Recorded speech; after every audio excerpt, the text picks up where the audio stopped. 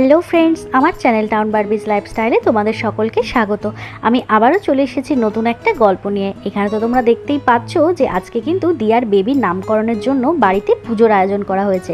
আর এখানে পুজোর জন্য নেহা সমস্ত কিছু কিন্তু জোগাড় করে সবাই মিলে বসে আছে। তাহলে চলো দেখে নিই আজকের গল্পতে কি কি হতে চলেছে। কই গো বড় বৌমা, তোমাদের পুজোর জোগাড় কত দূর? ঠাকুরমশাই তো এখন এলো না। এই সময় তো ওনার আসার কথা ছিল। ঠাকুরমশাই এখন এলে তো ভালোই হতো। এদিকে ছোট বৌমা তো না খেয়ে বসে আছে। কতক্ষণই বা না খেয়ে বসে থাকবে বলো তো? তুমি এক কাজ করো না, ঠাকুরমশাইকে আরেকবার ফোন করো। তাহলে পুজোটা হয়ে গেলে ছোট বৌমা একটু খাবার দাবার খেতে পারে। বাচ্চাটাকে তো বারবার করে খাওয়াতে হচ্ছে নাকি? হ্যাঁ মা, পুজোর জোগাড় তো সমস্ত কিছু করেই নিয়েছি। এই যে আপনি একটু দেখুন না, এখানে ফুল ফল বেলপাতা ঘট যা যা প্রয়োজন হয় আমি সমস্ত কিছু এখানে রেডি করে রেখেছি। এখন ঠাকুরমশাই এলে পুজো শুরু করে দেব। ঠাকুরমশাই তো অবশ্য বলেছিল এই সময় আসবে। আপনি চিন্তা করবেন না মা, উনি যখন একবার বলেছেন এই সময় আসবে তাহলে এই সময় আসবেন, কারণ উনি তো আমাদের বাড়িতে পুজো করেই থাকেন, তাই না? দেরি উনি করবেন না, ঠিক সময় চলে আসবে। মা আপনি এক কাজ করুন, এখানে বসুন। বাহ বাহ বাহ বাহ, কত সুন্দর করে গুছিয়েছো তুমি বড় বৌমা। তাই তো বলি, আমার বড় বৌমা থাকতে আমার আর কিসের চিন্তা। আমি তো জানি মা, তুমি সমস্ত কিছু ঠিকঠাকভাবে জোগাড় করবে। আমি আর দেখে কি করব?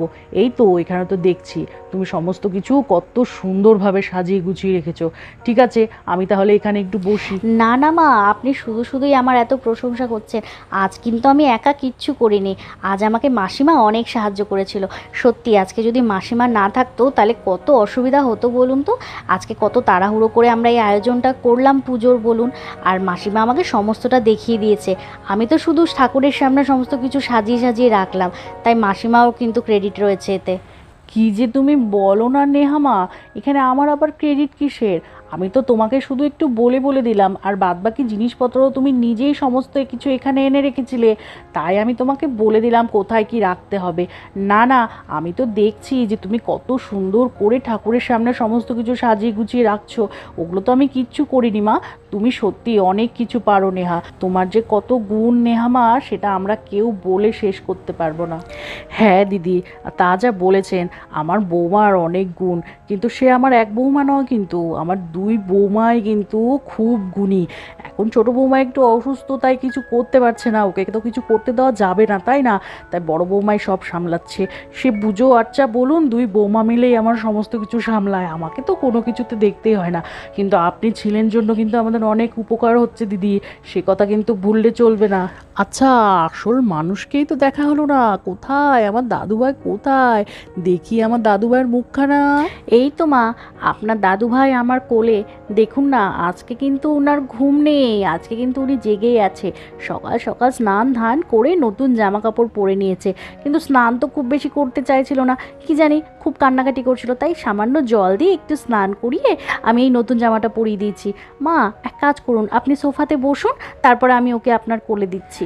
ওরে আমার সোনা দাদুভাই, কত সুন্দর নতুন জামা কাপড় পরে নিয়েছে, কি মিষ্টি দেখাচ্ছে।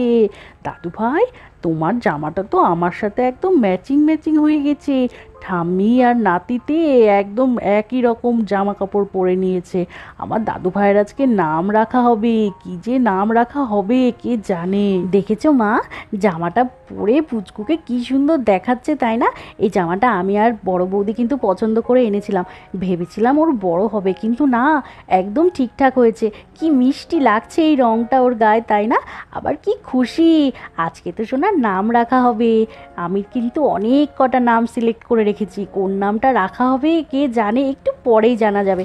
এখানে তো ওরা সবাই মিলে পুরোহিত মশাইয়ের জন্য অপেক্ষাই করছিল, আর তখনই সেখানে ঠাকুর মশাই চলে আসে। কোথায় বৌদিমণিরা? সমস্ত কিছু পুজোর আয়োজন হয়েছে তো, আমি কিন্তু চলে এসেছি। ওই তো ওই তো ঠাকুরমশাই চলে এসেছে। ঠাকুরমশাই, আমরা সবাই আপনার জন্যই অপেক্ষা করছিলাম। আসুন না, তাড়াতাড়ি পুজো করুন, আমার ভাইয়ের নাম দেওয়া হবে আজকে। এই তো ঠাকুরমশাই চলে এসছে। ঠাকুরমশাই, আমরা সবাই আপনার জন্য অপেক্ষা করছিলাম। আসুন, আমার সমস্ত কিছু পুজোর জোগাড় হয়েই গেছে। একটু দেখে নিন তো ঠাকুরমশাই, এখানে সমস্ত কিছু ঠিকঠাক করে জোগাড় করতে পেরেছি কিনা। আমি যেমন পেরেছি সেরকম করে সাজিয়ে নিয়েছি, আর যদি কোনো ভুল ত্রুটি থাকে তাহলে আপনি বলে দিন, তাহলে সেভাবে ঠিকঠাক করে নেব। হ্যাঁ হ্যাঁ বৌদিমণি, আমি সমস্ত কিছু দেখে নিয়েছি। দিয়েছি, আর কিচ্ছু দরকার নেই। আপনারা তো খুব ভালো মতো এখানে জোগাড় করে রেখেছেন, আমি দেখতে পাচ্ছি। কিছু প্রয়োজন হলে আমি বলবো। আচ্ছা ঠিক আছে, এবার কিন্তু আমি পুজো শুরু করব। মা আর ছেলে নতুন বস্ত্র পরে রেডি আছে তো, ওনাদের এখানে বসতে বলুন তাহলে। হ্যাঁ হ্যাঁ ঠাকুরমশাই, আপনি পুজো শুরু করুন। এই যে দেখুন না, আমার দাদুভাইকে দেখুন একবার, আজকে কিন্তু ওনার কোনো ঘুম নেই। আজকে সকাল সকাল স্নান করে নতুন জামা কাপড় পরে একদম রেডি হয়ে বসে আছে, কারণ আজকে তার নাম ঠিক করা হবে কি না, তার জন্য তো উনি ভীষণ খুশি। আজকে আমার দাদুভাইয়ের নাম হবে, তো সেই জন্য তো আজকে জেগে থাকতেই হবে। আজকে ঘুমোলে তো আর চলবে না। নিন ঠাকুরমশাই, বৌমাও রেডি হয়ে আছে, আপনি তাহলে এবার পুজো শুরু করুন। দেখেছো তো দিদিভাই, তোমার ভাইয়ের কথাটা একবার ভাবো, কতবার করে ওকে বলা হলো যে আজকে বাচ্চাটার নামকরণ, আজকের দিনটা অন্তত যেন বাড়িতে থাকে। ঠাকুরমশাই চলে এলো, পুজোও শুরু হতে চললো, তাও দেখেছো তার আসার কোনো নাম আছে? কতবার করে ফোন করলাম ওকে। হ্যাঁ রে দিয়া, আমিও তো সেটাই ভাবছি যে নীলকে কতবার করে বলা হলো আজকের দিনটা যেন বাড়িতে থাকে, বাচ্চার নামকরণটা হবে, ও সাথে না থাকলে হয়? কি আর করব বল। ঠিক আছে, তুই চিন্তা করিস না, তোর দাদা এখানে আসুক, তোর দাদাকে আরেকবার ফোন করতে বলছি। তুই এক কাজ কর, পুচকুকে নিয়ে এখানে বস, কারণ ঠাকুরমশাই পুজো শুরু করে দিয়েছে কিন্তু। এখানে ওরা সবাই মিলে তো আকাশের কথাই বলছিল, আর তখনই সেখানে আকাশ চলে আসে। কোথায় ঠাকুরমশাই চলে এসেছে? ও আচ্ছা, তাহলে পুজোও তো শুরু হয়ে গেছে। যাক, ভালো সময় এসেছি। কোথায় কোথায় আমার সোনা বাবাটা কোথায়? দেখি, একটু কোলে এসো তো দেখি। এই তো বড় খোকা, তুই এসেছিস। কিরে ছোট খোকা কই? দেখেছিস তো কতবার করে ওকে বললাম যে আজকের দিনটা একটু যেন বাড়িতে থাকে। ছোট বৌমা কত আশা করে বসে আছে বলতো, আজকে বাচ্চাটার নামকরণ হবে, সেখানে ওর বাবা না থাকলে হয়? তুই এক কাজ কর না বড় খোকা, তুই একবার ছোট খোকাকে আরও একবার ফোন কর, বল পুরোহিত মশাই চলে এসেছে, পুজোও শুরু হয়ে গেছে। ওহো, নীল এখনো এলো না? আমার সাথে তো কথা হয়েছিল, তখন ও চেম্বারে ছিল। আমি বললাম যে আমি থানা থেকে বেরিয়ে গেছি, বাড়িতে যাচ্ছি। ও বললো চেম্বারে একটা পেশেন্ট আছে, সেটা দেখে ও বাড়িতে ফিরে আসবে। আচ্ছা ঠিক আছে, তোমরা তো চিন্তা করো না, হয়তো একটু ব্যস্ত হয়ে পড়েছে, ও ঠিক রওনা দিয়ে দেবে। না রে দাদা, তুই তো জানিস চোরদা ভাই কতটা তালভোলা। আজকে আমরা সবাই মিলে কতবার করে মনে করিয়েছি জানিস, যে আজকে বাচ্চাটার নামকরণ, আজকে যেন পুজোর সময়টা অন্তত বাড়িতে থাকে, তাহলে ওরও ভালো লাগবে, এদিকে ছোট বৌদিরও কতটা ভালো লাগবে বলতো। তুই এক কাজ কর দাদা, তুই না ফোন কর, ফোন না করলে ওর মনেই পড়বে না যে বাড়িতে আসতে হবে। আচ্ছা ঠিক আছে, তোরা যখন এতবার করে বলছিস, ঠিক আছে, আমি তাহলে ওকে ফোন করছি। ফোনটা আমি এখানে নিয়ে আসিনি, ঘরে আছে। আমি ঘরে গিয়ে ওকে ফোন করে কথা বলে আসি। ওহো, এখন আবার কে ফোন করলো?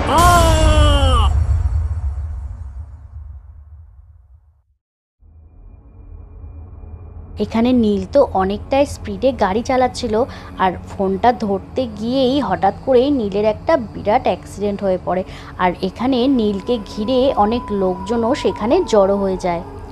এই বাবা, কত বড় একটা অ্যাক্সিডেন্ট হয়ে গেল! এই লোকটা বেঁচে আছে তো? সত্যি এই তো, কেউ বাড়ির লোকটা খুব লোককে খবর বাজেভাবে দাও, পড়ে খবর আছে, দাও, পুলিশে পুলিশে খবর খবর দিতে দাও। হবে। আর তার কিছুক্ষণের মধ্যেই আমাদের পুলিশ অফিসার ধ্রুব কিন্তু সেখানে পুলিশ ফোর্স নিয়ে চলে আসে। আরে কি হয়েছে এখানে, কি হয়েছে? আরে প্লিজ প্লিজ, আপনারা একটু সরে দাঁড়াবেন, এভাবে ভিড় করবেন না এখানে। দেখি দেখি, আমি একটু দেখি। আরে হে কি, আমি ভুল দেখছি না তো? এ তো আমাদের নীলদা। নীলদা, সে কি, এত বড় একটা অ্যাক্সিডেন্ট হয়ে গেল! আমি এখন বাড়ির লোককে কি বলবো?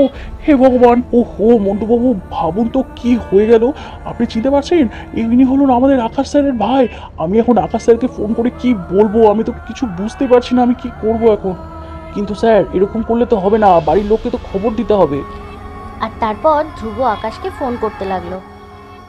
আর এদিকে কিন্তু এখনও আমাদের নেহাদের বাড়িতে কিন্তু পুজো চলছে। ওম বিষ্ণু, ওম বিষ্ণু, ওম বিষ্ণু, ওম তদিষ্ণু পরমং পদং সদাপদ্ম স্থান্তি সুরৌ দিবি চক্ষুরাতমম ওম বিষ্ণু। আচ্ছা বৌদিমণি, বলছি এবার হাত পাতুন, আমি আপনাকে আশীর্বাদী ফুল দিচ্ছি। সেই ফুল হাতে ধরে আমি যা যা বলতে বলবো সেই মন্ত্রগুলো বলবেন, আর তারপরে বাচ্চার মাথায় আর আপনার মাথায় ঠেকিয়ে ঠাকুরের পায়ে দিয়ে দেবে। আচ্ছা বৌদিমণি, এবার আমার সাথে সাথে বলুন, নমো মহাবদ্দনায় কৃষ্ণ প্রেম পদায়তে কৃষ্ণায় কৃষ্ণ চৈতন্য নামে গৌরতেশে নমঃ ওম বিষ্ণু, ওম বিষ্ণু, ওম বিষ্ণু। ঠিক আছে বৌদিমণি, এবার ঠাকুরের পায়ে ফুলগুলো দিয়ে দিন। আর আপনাদের কিন্তু আমি শান্তির জল ছিটিয়ে দিয়েছি, এখন থেকে আপনারা শুদ্ধ হয়ে গেলেন। কিন্তু বাচ্চার বাবাকেও তো প্রয়োজন, বাচ্চার বাবা কোথায়? তাকেও তো শান্তির জল ছেটাতে হবে। আর বলবেন না ঠাকুরমশাই, বাচ্চার বাবা হলো ডাক্তার, আর ডাক্তার মানুষ মানেই বুঝতে পারছেন কতটা ব্যস্ত হতে পারে। অনেকবার ফোন করা হচ্ছে, ও বলছে যে খানিকক্ষণের মধ্যেই চলে আসবো। আপনি এক কাজ করুন, আপনি শান্তি জলটা একটু সাইড করে রেখে দিন, ও এলে তারপরে ছিটিয়ে দেবেন। আপনি বাদবাকি আপনার পুজোর কাজগুলো করে ফেলুন। আর তারপর ঠাকুরমশাই আবার পুজো করতে শুরু করে দিল। আচ্ছা, বলছি যে এবার তো আমার পুজো শেষ হলো, এবার বাচ্চার নামকরণ পর্বটা শুরু করতে হবে। বাচ্চার বাবা তো এলো না, তাহলে কি আমি শুরু করব? কারণ আমার তো আবার অন্য বাড়িতেও যেতে হবে, এই পুজো শেষ করে আমার আবার অন্য পুজো আছে। আপনারা যদি বলেন তাহলে আমি নামকরণটা শুরু করব। আমি তো ওকে ফোন করলাম, ও তো আমার ফোনটা রিসিভই করলো না, আর বারবার করে ডিস্টার্ব করতে ইচ্ছা করলো না। আপনি এক কাজ করুন ঠাকুরমশাই, আপনি পুজো শুরু করুন, ওর সময় মতো ঠিক চলে আসবে। আর তারপর ঠাকুরমশাই বাচ্চার নামকরণের জন্য পঞ্জিকা দেখতে শুরু করলো। আচ্ছা, বাচ্চার জন্ম সময় দেখে আমি ওর সমস্ত কিছু বলে দিচ্ছি। বাবা বা, ওর জন্ম সময়টা তো ভীষণ ভালো, ওর তো জন্ম লগ্ন ভীষণ ভালো, ওর তো দেবগণ, মকর রাশি, বাহ, সমস্ত কিছু কিন্তু এই বাচ্চার ভীষণ ভালো। এই সমস্ত কিছু মিলিয়ে দেখলে ওর কিন্তু দন্তের স দিয়ে নাম রাখতে হবে। আপনারা এক কাজ করুন, দন্তের স দিয়ে ওর জন্য একটা ভালো নাম ভেবে রাখুন। আরে বাহ, দন্তের স দিয়ে নাম রাখতে হবে? আমি তো আগে থেকেই একটা দন্তের স দিয়ে খুব সুন্দর একটা নাম ভেবে রেখেছিলাম। আচ্ছা ঠাকুরমশাই, আমি কিন্তু আগে থেকে একটা পুচকুটার জন্য নাম ভেবে রেখেছি। আচ্ছা, ওই নামটা কি রাখা যাবে? ওটা রাখলে খারাপ কিছু হবে না তো? আরে না না, কি যে বলেন, ক্ষতি হতে যাবে কেন? আপনি দন্তের স দিয়ে নাম ভেবে রেখেছেন, সেটাই রাখুন।